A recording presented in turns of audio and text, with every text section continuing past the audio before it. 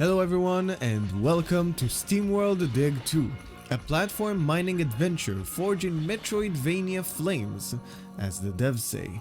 In this video, I will give you my honest opinion on this Terraria with RTX on mixed with the classic flash game Motherload.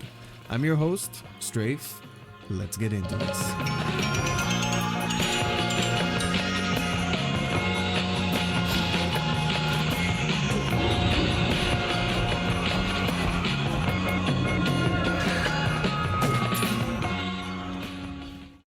If you've watched my previous videos, you'd know I love both platformers and any game that has upgrades in it. So when I heard this game is free for a few days, I decided I'd give it a try and see what it's really like to play.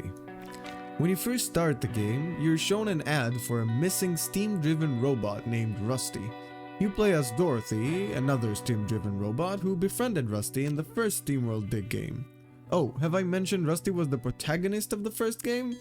Well, there's a lot going on here, but the game does a good job of just making this all feel very understandable and not much details are required. In fact, when I first played the game, I didn't know about Rusty, and the dialogue with NPCs explained their friendship and all the previous events very clearly. Right after that, you're given a tutorial that teaches you all the basics in a fun way. The tutorial itself has a few puzzles, which make it very natural and not yet another boring tutorial. Before I get to the graphics and gameplay of this interesting title, I have to address one major flaw in my opinion. During the game, you're introduced to many characters that have a lot to tell you. It wasn't too bad in the beginning, but I got tired of it pretty quickly and started doing that thing we all do and we just want to keep playing. That's not necessarily that bad, as it indicates I did enjoy the game itself, but the storyline and all the extra jokes thrown in there got old very fast. SteamWorld Dig 2 is a very unique title. 2D Metroidvania with mining? Post-apocalyptic cowboy robots? Yes, please! The graphics are set just in line with the theme as well, as they give off the exact picture you have when you're thinking of a futuristic wasteland. Most of your time in SteamWorld Dig 2 will be spent below the surface, as you mine down to gather resources which can be sold back in town for money, and the money can be used to buy upgrades for your equipment. While searching for these goods, I immediately noticed this huge underworld isn't randomly generated, but in fact 100% made by some talented level designers. Although it is huge, somehow they managed to make you go specifically in certain directions to have a glimpse at unique caves which feature platforming levels and puzzles to be solved for extra rewards, more on that later, or a hidden passage with prizes you'd have never thought you could find without some sort of help, but apparently the whole world is planned so well you simply can't miss the opportunity. As you go downward, see what I did there? You're introduced to several kinds of baddies who would really like to disassemble you.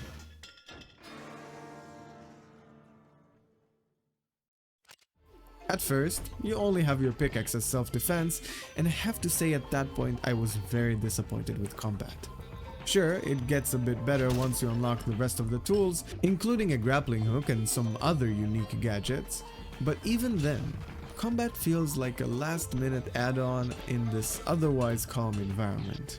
In addition to money, you can find cogs in the aforementioned extra challenges of the game.